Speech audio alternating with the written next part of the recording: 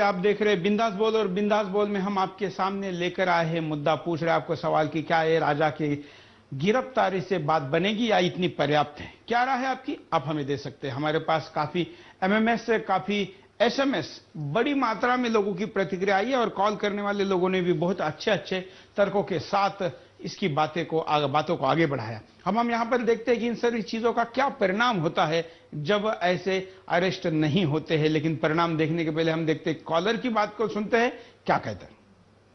नमस्कार। नमस्कार सर। बोलिए, आप थोड़ी ऊंची आवाज में बोलिए। सर मैं संदीप झोरड़ बोल रहा हूँ हरियाणा से। बोलिए संदीप जी।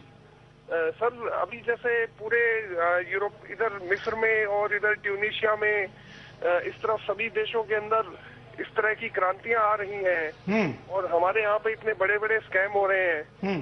तो सर आपको क्या लोगों को ये नहीं दिखाना, लोगों को सर ये नहीं दिखाना चाहिए कि दुनिया में किस तरह का परिवर्तन हो रहा है, बजाय इसके कि आप लोगों की राय लें फोन पे। बिल्कुल। तो आपको क्या लगता है कि अगर लोग फोन करेंगे तो दूसरे लोग जागरूकता मुझे नहीं लगता कि आएगी। आपने क्यों कॉल किया है संदीप जी? आपने भी तो दूसरे के कॉल सुनने के बाद ही तो किया है।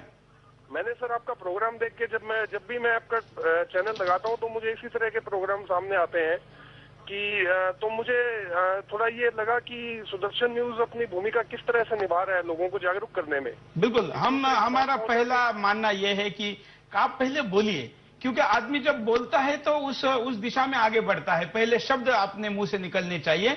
अपने नाम के साथ एक टीवी चैनल पर कोई किसी नेता के खिलाफ बोलने का हौसला जब बनाता है तो वो दिल्ली तक आने का हौसला भी बना सकता है। इसलिए हमारा मानना है कि अपने नाम बताकर अपनी प्रतिक्रिया को टीवी चैनल पर दीजिए और आपकी हिम्मत दिखाइए। ये इस हिम्मत से बाकी लोगों को भी प्रेरणा आएगी। और आप देखिए सुदर्शन के बिंदास बोल में पहले के मुकाबले अभी कितने कॉल बढ़े हैं और कहां से कॉल आते हैं। हम तो ज्यादा कॉल को यहाँ पर सम्मिलित भी नहीं कर पाते, क्योंकि आखिर पैकेज और बाकी कंटेंट भी देना पड़ता है। सर राजा, चलो ठीक है, सारा देश जानता है कि राजा ने भ्रष्टाचार किया, पर सिर्फ राजा के खिलाफ बोलने से भ्रष्टाचार का अंत नहीं होगा। बिल, शायद आप नहीं देख पा रहे हैं कि हमने तो अकेले राजा को कहा ही नहीं है, और हम कह रहे कि ये 10 मुंह नहीं है, तो 1 लाख से ज्यादा मुंह है।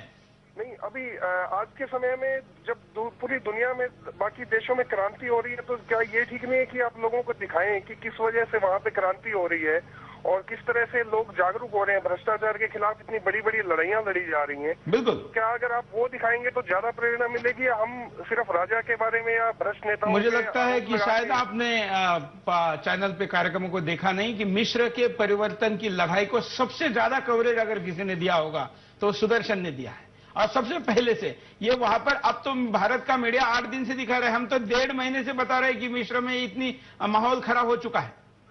1.5 महीने सर, चलो ठीक है, आप बता रहे हैं उसके बारे में भी, पर प्राइम टाइम पे जब भी मैं टीवी चैनल ऑन करता हूं तो कल शायद किसी और के बारे में डिस्कशन किया जा रहा है। बिल्कुल। मैं आपको बताना चाहता हूं कि 8 से 9 शुक्रवार, शनिवार, रविवार ये बिंदास बोल होता है। अगर आप इसी समय टीवी देखते होंगे तो आपको ये कार्यक्रम दिखाई देता होगा। हाँ। धन्यवाद। आप और समय भी निकालिए और उसको टीवी पर देखने में लगाइए, और टीवी में देखते देखते कुछ सोचिए। आज जैसे कॉल किया था वैसी बात भी करिए, अपनी प्रतिक्रिया दीजिए। धन्यवाद। दर्शकों को दिखाते हैं कि परिणाम ऐसे चीजों के क्या होते हैं, कि किन परिणामों का हमको फिर सामना करना पड़ता है या हम कर रहे हैं। बाहर रहने वाला सबूत मिटाएगा। अकेले राजा को गिरफ्तार करने से क्या होगा जब बाहर बैठे अन्य भ्रष्ट लोग अपने काले कारनामों का सबूत मिटाने का काम बड़ी आसानी से करेंगे। अगर भ्रष्टाचारियों की गिरफ्तारियां नहीं होंगी तो औरों के हौसले बुलंद होंगे। राजा के साथ साथ उन सभी भ्रष्टाचारियों को गिरफ्तार करना चाहिए। अगर इन सभी को सजा नहीं मिली तो अन्य भ्रष्ट लोगों के हौसले और भी बुलंद होंगे।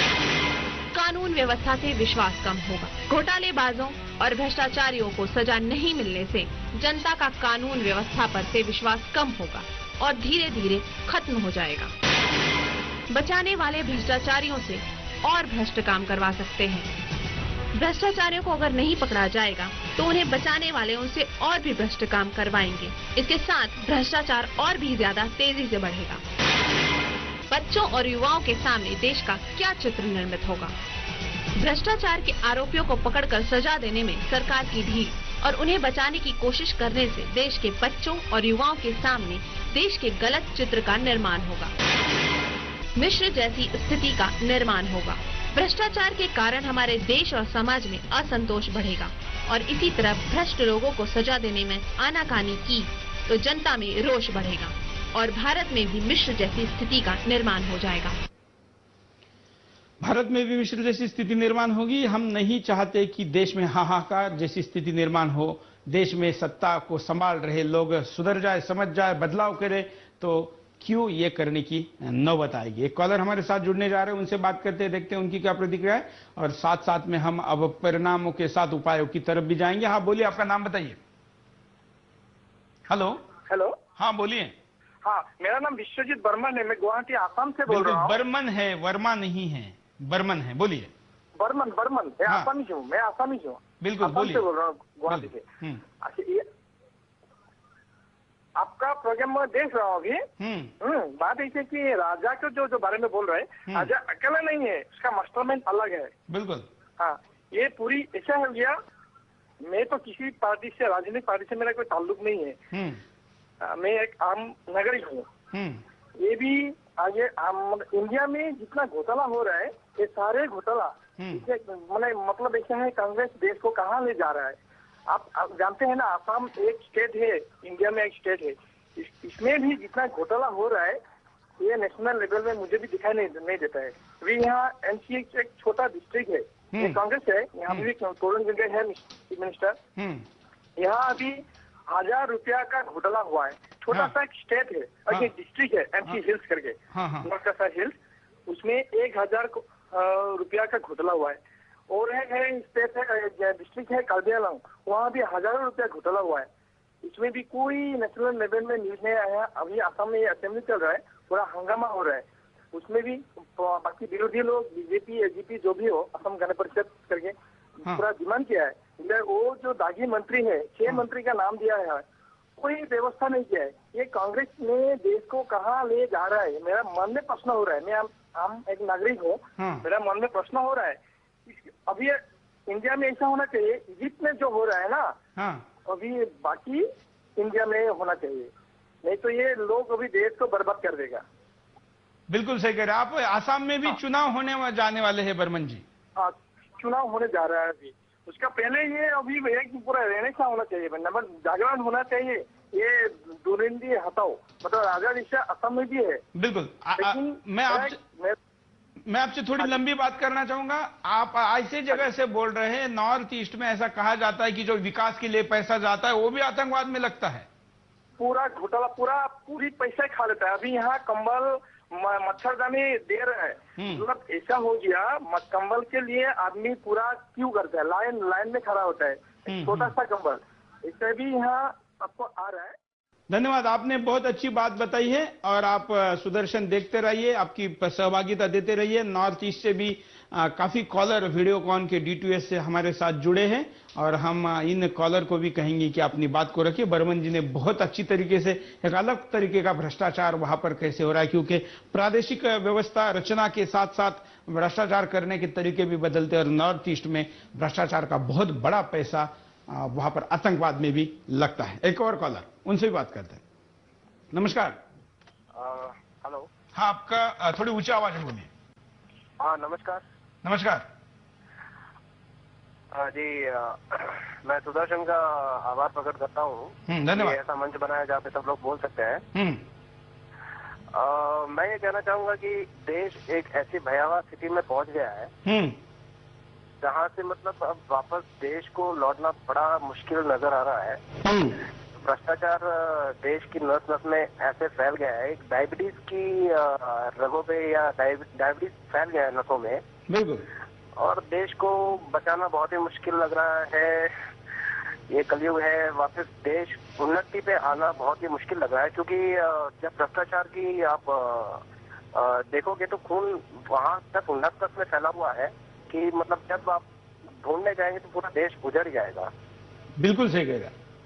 तो बहुत खराब स्थिति, बहुत दुखी है देश की स्थिति देखकर। बिल्कुल सही कह रहा। और कांग्रेस को इसकी नैतिक जिम्मेदारी लेनी चाहिए और पद से हट जाना चाहिए, क्योंकि 60-70 सालों से या आप कह लो आजादी के पहले से कांग्रेस के हाथों में, अगर कांग्रेस कह रही है कि गांधी जी उनके हैं, नेहरू जी उनके हैं, तो ये तो कांग्रेस की पूरी नैतिक जिम्मेदारी हो गई कि आजादी उन्होंने दिलाई।